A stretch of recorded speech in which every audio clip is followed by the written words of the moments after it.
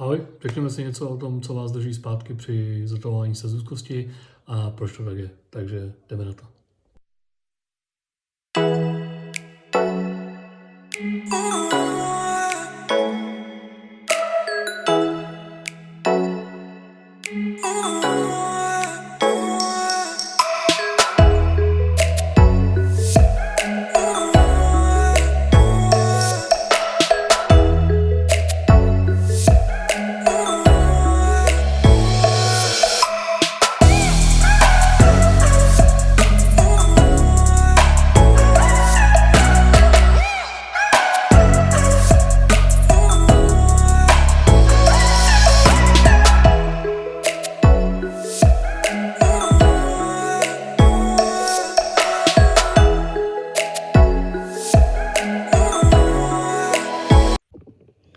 Při zotavování se z úzkosti si musíte uvědomit pár věcí. Určitě během toho zotavování narazíte na nějaký překážky v různých podobách a bude se vám zase zdát, že jste na úplném začátku. Jo? Že jste něco udělali špatně a tak dále, přitom to tak vůbec nemusí být. Jo? Neznamená, že když se vám něco zhorší, že jste něco udělali špatně, ba naopak, jsou i lidi, kteří dělají na 120% všechno naprosto správně a stejně něco takového přijde, co je hodí zase zpátky v uvozovkách. Jo? A opět se ten člověk má tendenci vracet ke starým myšlenkovým návykům a starým vzorcům chování a z toho pak potom pramení ty další problémy, které to přináší. Takže já vám teď popíšu pár věcí, které vás drží zpátky a proč byste je neměli dělat, aby jste se právě nedostali do nějaké fáze propadu nebo nějakého horšího období. Jo? Když už to je tak daný už dopředu, že ty propady prostě přijdou, není potřeba si ještě sami přivolávat. Takže těle pár věcí rozhodně nedělejte, jinak vás to bude zbytečně stahovat dolů. A ta první věc, která vás drží zpátky, je neustálé čtení na facebookových skupinách. To je taková věc, která je typická úplně pro všechny lidi s úzkostí a dělal jsem to taky, takže vím, o čem mluvím. Neustále jsem byl na facebookových skupinách, neustále jsem četl, co se děje a neustále jsem četl, jak je lidem špatně a tak dále. A to samozřejmě člověku nepřidá a člověka to stáhne dolů, protože nevidí žádnou naději. Většinou 95% v těch skupinách se dočtete, jak je všem zle, jak je všem špatně a tak dále a tak dále. A co je ještě horší, v těch skupinách málo kdy přijde nějaká zpětná vazba ve stylu, hele, tohle se dá změnit, udělej tohle a tamhle z toho, pracuj takhle a takhle a bude ti dobře. A to je obrovská chyba, takže já vám doporučuji, pokud opravdu chcete být v klidu a chcete mít čas na to, abyste pracovali na sobě, tak nekoukejte na tyhle věci.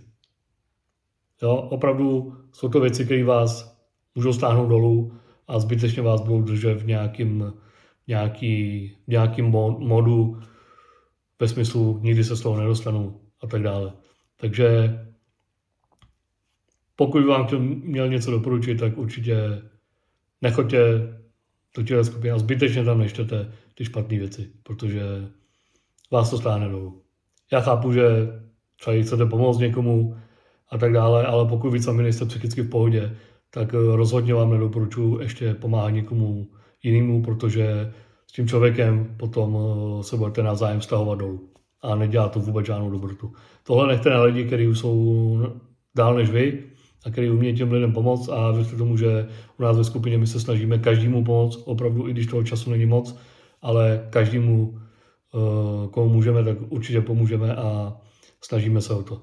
Vy buďte v klidu, odsuňte všechno stranou, soustřeďte se jenom na sebe a na to, jak se s tím máte pracovat a bude vám fajn. Takže tohle je taková první věc, která může někoho držet zpátky a to je to, že čte v různých skupinách, jak jsou na tom lidi špatně a věřte mi, že to vůbec nepřidá. Z mojí vlastní zkušenosti, já jsem četl o tom, jak mají lidi deprese a tyhle ty další věci, mě to neskutečně stáhovalo, ale úplně neskutečně. Takže přestaňte tohle číst na těch skupinách a bude vám líp. Další věc taková, která je úplně základní pro to, abyste se vůbec zotavili z úzkosti, je ta, že musíte úzkost pochopit. Jo, hodně lidí se snaží na sobě nějakým způsobem pracovat, něco za sebou dělat, ale nemají úplně ten základ a to je to, že vůbec nepochopili, jak ta úzkost funguje. Je to jako kdybyste stáli před nějakou zástěnou a tady jste vy, na druhé straně je úzkost a vy vůbec nevíte, jak ta úzkost vypadá, co dělá, proč to dělá, jak funguje a tak dále a snažíte se s tím něco udělat. Takže je potřeba podhrnout tu zástěnu a podívat se na tu úzkost, podívat se jí z očí do očí a pak teprve se vám s tím začne hodně líp pracovat. Takže musíte vědět, jak ta úzkost funguje. Pak další věc, která vás brzdí, je to, že řešíte každý symptom zvlášť. Znamená, někdo má bušení srdce, problém s dýcháním, motání hlavy a tak dále. A řekne si, OK, teď už zvládám bušení srdce, i to dýchání, ale co ta hlava? Co ty s tím motáním? Co s tím mám dělat a tak dále? Naučte se, že všechny symptomy se musí prostě brát jako celek, hodit je do jedné krabice s nápisem úzkost a všechno řešit naprosto stejně. Ať už jde o jakýkoliv symptom. Jinak se tímhle opět brzdíte, že řešíte každý symptom zvlášť. Nikdy se to takhle nedělá, vždycky se řeší úzkost jako celek a jakmile se to začne řešit jako celek, všechny ostatní symptomy odejdou postupně. Takže tohle přestaňte dělat, přestaňte řešit každý symptom zvlášť.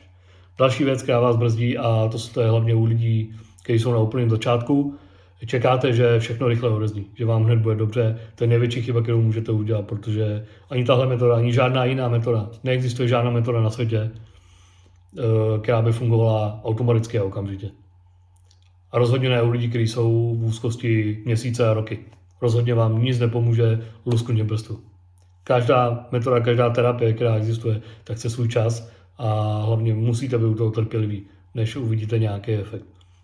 Často se stává, že někdo s něčím začne a po týdnu si řekne, já už to nebudu dělat, protože na sobě nevidím nějaký zlepšení. Já opět z vlastní zkušenosti, tahle metoda mi začala fungovat, když jsem viděl malinký náznak toho, že by to mohlo fungovat, tak to bylo asi po měsíci a půl. A to byl opravdu jeden malinký náznak toho, že by to mohlo fungovat a spočíval v tom, že jsem ráno jel do práce a neměl za paniku. To bylo všechno, trvalo to asi půl hodiny, to bylo celý. A pak to všechno zase samozřejmě nejelo. Takže musíte být trpěliví a nesmíte chtít, aby to bylo hned pryč, protože takhle to fungovat nebude nikdy. A žádná terapie takhle nefunguje. Vždycky všechno chce čas. Že tohle je jedna z dalších věcí, které vás brzdí, jste netrpěliví a chcete, aby to všechno hned odešlo. Tak. Jak už jsem říkal, máte různý kamarády, příbuzný, možná známí, kteří mají stejné problémy a vzájemně se stahujete dolů. Nikdo z vás neví, co moc dělat a úplně pak nejhorší je, když si začnete radit, když ani nevíte, co máte dělat a jeden druhýho stahujete dolů. Pak když jednomu je třeba dobře, druhýmu je hůř, tak ten, co mu je hůř, tomu samozřejmě napíše, hele, mě je špatně a tohle se děje, tamhle to se děje a tomu, co je dobře, automaticky to stáhne dolů hned. Bum, a jste tam oba dva. Takže já vám doporučuji, pokud opravdu chcete na sobě pracovat, když už se chcete někoho zeptat, tak se zeptejte někoho, kdo je na tom o dost líp než vy, kdo už je dál a kdo vám poradí, ale nestahujte toho svého kamaráda nebo známého, nestahujte ho dolů.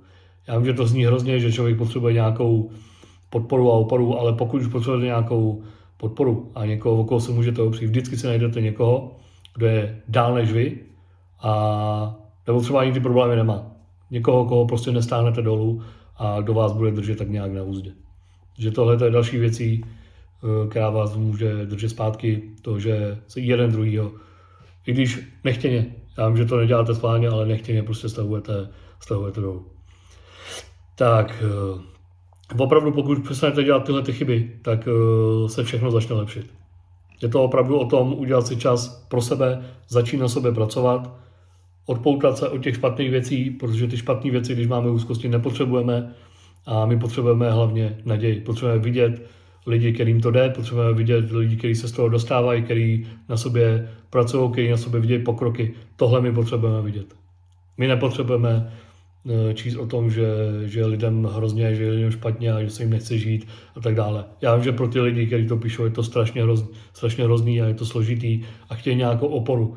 A po tyhle lidi by se právě měli postarat ty, kteří už jsou dál než oni a tyhle lidi by je měli nějakým způsobem nasměrovat a podpořit. Ale rozhodně by to nemělo být tak, že ty lidi, kteří jsou na tom hodně špatně, tak jeden druhýho budou podporovat, ale vůbec si neuvědomují, že v tom podporování vlastně se jeden druhýho jenom stahují dolů. Takže Zní to sobecky, ale v tomhle musí být člověk trošku sobec a musí myslet na sebe trochu a říct si, hele, teď tohle musím udělat pro sebe, protože například mám rodinu a chci, aby pro tu rodinu, aby byla v pořádku a aby ta rodina fungovala tak, jak má, abych tu rodinu zbytečně nestresovala tím, jak mi je a tak dále. Takže zní to hrozně, ale buďte trošku sobci a myslete na sebe a myslete na to, že vy se z toho musíte dostat a ty ostatní nechte těm, který může líp a ať oni je z toho dostanou, nebo ať oni se z toho dostanou sami. Takže tohle je pár věcí, které vás stahuje dolů a pokud tohle opravdu přestanete dělat, tak se vám bude mnohem líp pracovat a mnohem líp vám to půjde. Takže tohle jsem vám chtěl říct, jinak pod tímhle videem najdete odkaz na naší skupinu, kdo tam není. Přidejte se, najdete tam zajímavý videa o tom, jak s úzkostí pracovat, jak úzkost funguje a tak dále a já vám garantuju, že když s tím začnete, tak vám bude pohodně líp. Takže ahoj u dalšího videa.